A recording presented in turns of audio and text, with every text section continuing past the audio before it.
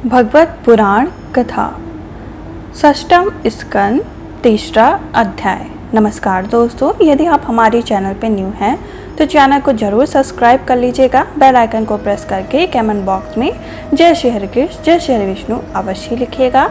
यदि आप गर्भवती माता हैं तो आप इसको प्रतिदिन प्रातः काल के समय या शाम काल के समय अवश्य ही सुने, जिससे आपको शेष कम करने वाली संतान की प्राप्ति हो। यदि आप हमारे चैनल पर न्यू हैं तो आप इसको प्रथम स्कंद से अवश्य ही सुने, जिससे आपको इसका पूरा सार समझ में आए और इसका पूरा फल प्राप्त हो। हमारा तीसरा अध्याय जो यहाँ से प्रारंभ होता है। जय श्री हरि कृष्ण। यम और यमदूतों का संवाद।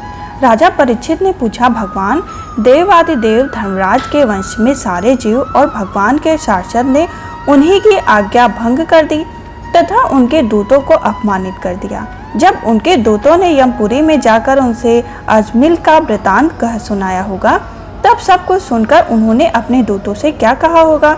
ऋषिवर, मैंने पहले यह बात कभी नहीं सुनी कि किसी ने किसी भी कारण से धर्मराज के शासन का उल्लंघन किया हो। भगवान, इस विषय में लोग बहुत संदेह करेंगे और उसका निवारण आपके अतिरिक्त दूसरा कोई नहीं कर सकता, ऐसा मेरा निश्चय है। श्री सुखदेव जी कहते हैं, परीक्षित, जब भगवान के पार्षदों ने यमदूतों का प्रयत्न विफल कर दिया, तब उन लोगों ने स्वयं यमपुरी जाकर स्वामी एवं अपने शासक यमराज के पास जाकर निवेदन किया। यमदूतों ने कहा, प्रभु, संसार के जीव 3 प्रकार के कर्म करते हैं, पाप पुण्य अथवा दोनों से मिश्रित। इन जीवों को उन कर्मों के फल देने वाले शासक संसार में कितने हैं। यदि संसार में दंड देने वाले बहुत से शासक हों तो किसी सुख मिले और किसी दुख, इसकी व्यथा एक सी ना हो सकेगी।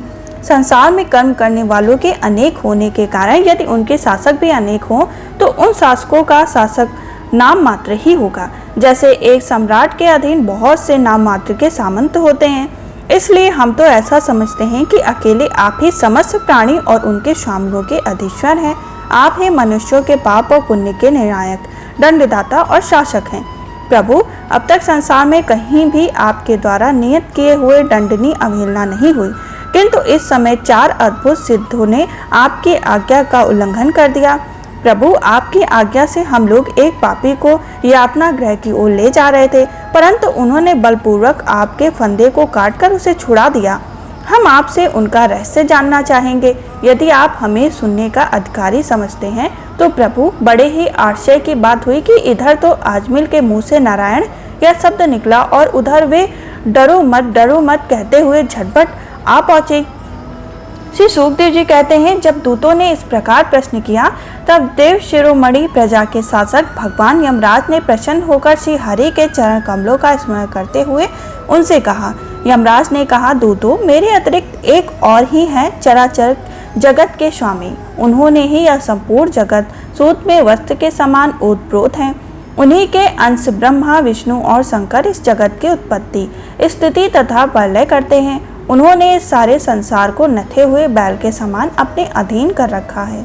मेरे प्यारे दूतों, जैसे किसान अपने बैलों को पहले छोटी छोटी रस्सियों में बांधकर फिर उन रस्सियों को एक बड़ी आड़ी रस्सी में बांध देते हैं, वैसे ही जगदीश्वर भगवान ने भी ब्रह्मा, वर और ब्रह्मचर्य आदि आश्रम रूपी छोटे छोटे नाम की रस्सियों से बांधकर फिर सब नामों की वेदवाणी रूप बड़ी ही रस्सी में बांध रखा है।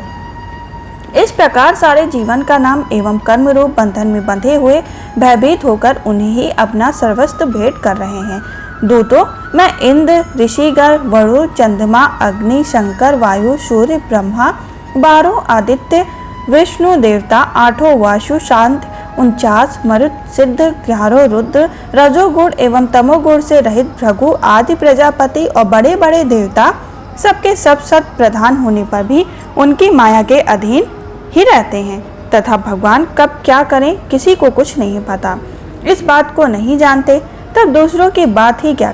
दूतों, जिस प्रकार घट पट आदि स्वरूप पदार्थ अपने प्रकाशन नेत्र को नहीं देख सकते, वैसे ही अंतःकरण में अपने साक्षी रूप स्थित परमात्मा को कोई भी प्राणी नहीं देख सकता। स्वयं भगवान ही धर्म की मर्यादा का निर्माण किया है। उसे ना तो ऋषि जानते हैं और ना देवता न सिद्धगण। ऐसी स्थिति में मनुष्य, विद्याधर, चारण और असुर आदि तो जान ही कैसे सकते। भगवान के द्वारा निर्मित भगवत धर्म परम शुद्ध और अत्यंत गोपनीय है। उसे जानना बहुत ही कठिन है। जो उसे जान लेता है वह भगवत स्वरूप को प्राप्त हो जाता है। श्री शुकदेव जी कहते हैं, परीक्षित, इसलिए तुम ऐसा समझ लो कि बड़े बड़े पापों का सर्वोत्तम, अंतिम और पाप वासनाओं को भी निर्मूल कर डालने वाला प्रायश्चित यही है कि केवल भगवान के गुणों और लीलाओं और नामों का कीर्तन किया जाए।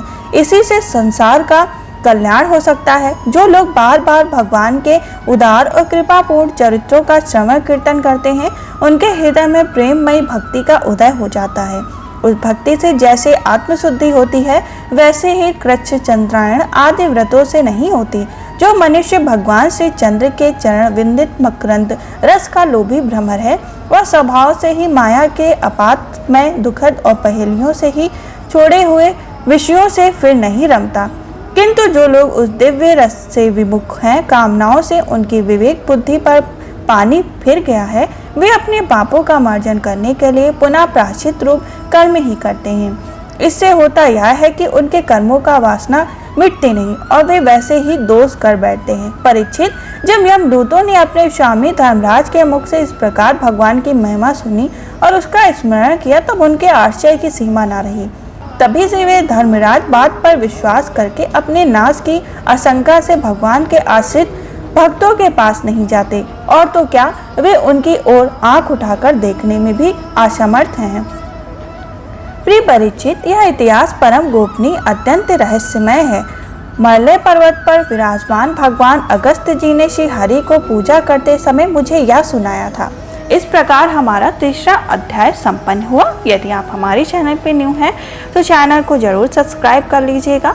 अगर आपके घर में कोई भी गर्भवती महिला है तो उनको वीडियो जरूर दीजिएगा और पुण्य का काम करिएगा। हम फिर मिलेंगे चौथे अध्याय के संग। तब तक के लिए जय श्री हरि कृष्ण, जय श्री हरि विष्णु।